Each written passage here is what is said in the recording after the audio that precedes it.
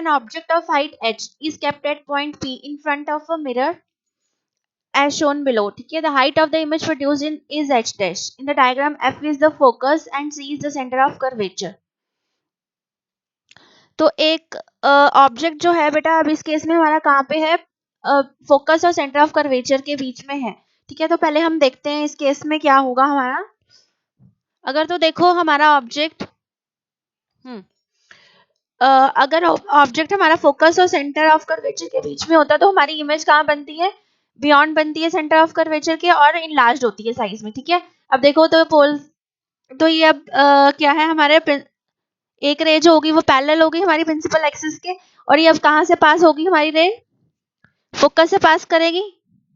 ठीक है, और जो हमारी पोल से अब जाएगी एक रे, तो वो ऐसे पास करेगी. इस केस में हमारी जो हमारी इमेज बनेगी यहाँ कहीं बनेगी. ठीक है, सी के इधर बनेगी और इनलार्ज्ड होगी. देखा, ये जो ऑब्जेक्ट है, तो ये वाला जो है ऑब्जेक्ट, इसकी हाइट, इमेज की हाइट कितनी है, लेट्स से h डैश कह देते हैं हम इसको. अब नेक्स्ट क्या है, अब ऑब्जेक्ट जो है वो हम किस पे मूव कर देते हैं, सेंटर ऑफ कर्वेचर पे है. अगर ऑब्जेक्ट हमारा नेक्स्ट ऑब्जेक्ट, एक ऑब्जेक्ट हमारा कहाँ पे है, सेंटर ऑफ कर्वेचर पे है, तो इस केस में क्या होगा बच्चे, ये बताना है हमें. इस केस में हमारी इमेज, आपको पता है जो ऑब्जेक्ट हमारा सेंटर ऑफ कर्वेचर पे अगर हम रखते हैं, तो हमारा जो इस केस में हमारा जो ऑब्जेक्ट होगा, उसकी जो इमेज आएगा, इमेज ऑफ इमेज बनेगी, इमेज की हाइट जो होगी वो सेम होगी एज जितनी ऑब्जेक्ट की हाइट होगी उतनी ही उसकी इमेज की हाइट होगी. तो देखो इस केस में क्या होगा हमारा, ये डायग्राम बेटा मेरा थोड़ा करेक्ट नहीं बन रहा है, इसको मैं दोबारा बनाती हूँ.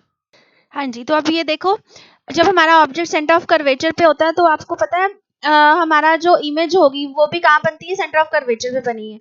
तो ए पार्ट में क्या कह रहा है, अगर ऑब्जेक्ट हमारा जो है वो सी पे बना तो इमेज भी आपको पता है सी पे ही बनेगी. और इसको हमने क्या दे दिया, जो सेकंड हमारी इमेज बनी इसको हमने क्या नेम दे दिया, एच डबल डैश. ठीक है, तो हमें अब किससे कंपेयर करना है, एच डैश को एच डबल डैश से कंपेयर करना है. ए पार्ट में क्या कह रहा है, if the object is now moved to point C, will the height of the image now produced be less than, equal to or greater than h dash. तो बेटा जो h dash होगा, h dash and h double dash, इनके बीच में हमें क्या बताना है कि h dash की जो है उस जो इमेज हमारी नई इमेज बनी है वो h dash से क्या है, h dash से जो नई इमेज है वो डेफिनेटली वो लेस देन है. ठीक है, तो इसका आंसर क्या होगा, लेस देन. तो आपको पता है कि अगर तो हमारा ऑब्जेक्ट जो पड़ा होता है, अब इसका रीजन क्या दोगे आप, अगर आप बता सकते हो कि if an object is placed between focus and centre of curvature, then the height of the image form will be larger than the height of the object. And if the image if the object is placed at centre of curvature, it will be of same size as of that of object. तो इसीलिए इसका क्या आएगा answer, less than आ गया. ठीक है, ये आप इसका रीजन दे दोगे. अब सेकंड पार्ट देखते हैं इसका. बेटा सेकंड पार्ट में हमें फोकल लेंथ दे रखी है 20 सेंटीमीटर. ठीक है जी, and distance between P and C is 10 centimetre. P and C के बीच में डिस्टेंस, जो ये डिस्टेंस है ये हमें कितना गिवन है, 10 सेंटीमीटर. और हमें क्या निकालना है, distance between the images produced when the object is kept at P and C. मतलब हमें h एंड h डैश के बीच का हमें क्या करना है बेटा, डिस्टेंस निकालना है क्वेश्चन में. ठीक है जी, फोकल लेंथ हमारी कितनी गिवन है, -20 सेंटीमीटर गिवन है.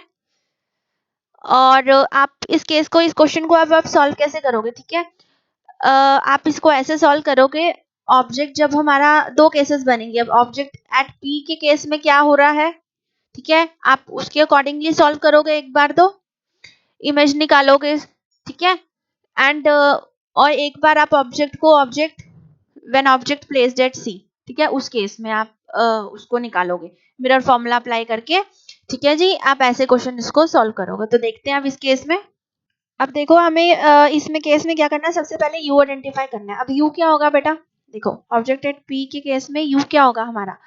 अब आपको पता है हमें ये गिवन है, फोकस का डिस्टेंस हमें कितना गिवन है, फोकल लेंथ का -20 सेंटीमीटर गिवन है.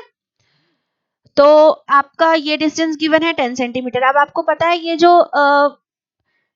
हमारा जो फोकस होता है वो किसके इक्वल होता है, 2r के इक्वल होता है।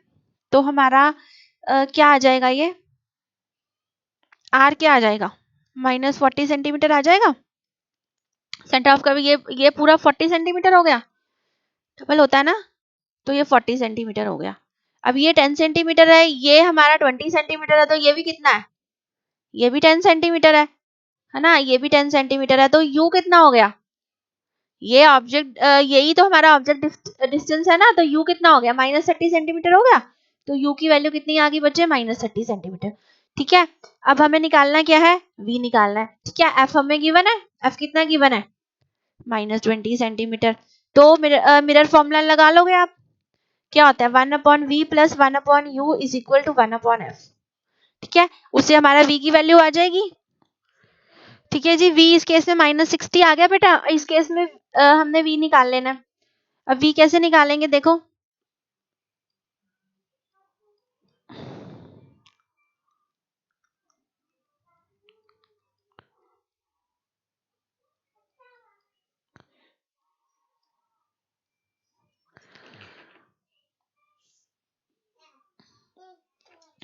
ये हमारा -2 है ना,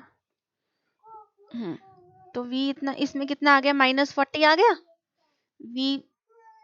ठीक है जी, इसको v1 बोल दो, इसको v2 बोल दो, v2 -40 आ गया। अब हमें क्या करना है, दोनों इमेज के बीच का डिस्टेंस निकालना है। तो दोनों इमेज के बीच का डिस्टेंस कितना आ रहा है, -60 प्लस, देखो अब क्या करेंगे, आपको पता है हमें क्या निकालना है, v2, एक मिनट, हाँ ये कितना था हमारा v1 था, और ये कितना था हमारा, ये h वाला, ये कितना है, ये वाला इसका डिस्टेंस कितना है, v2 है। ठीक है, तो ये वाला डिस्टेंस हमारा कितना आया। अब क्या करेंगे, इसको हमने v निकालना है बेसिकली, तो आप बोल सकते हो इसको v1 - v2। ठीक है, v1 हमारा कितना आया, -60। ठीक है, इसका मॉड में लेंगे हम इसको। ठीक है, इमेज जो डिस्टेंस होता है वो हमारा पॉजिटिव होता है क्योंकि, तो क्या वैल्यू आ गई हमारी, 60 - 40, यहाँ पे माइनस आएगा, मॉड में लेते हैं तो मॉड का पॉजिटिव ही होता है ना, तो हमारा डिस्टेंस डिफरेंस कितना आ रहा है, 20 सेंटीमीटर का हमारा डिफरेंस आ रहा है। यही हमें क्वेश्चन में पूछा था।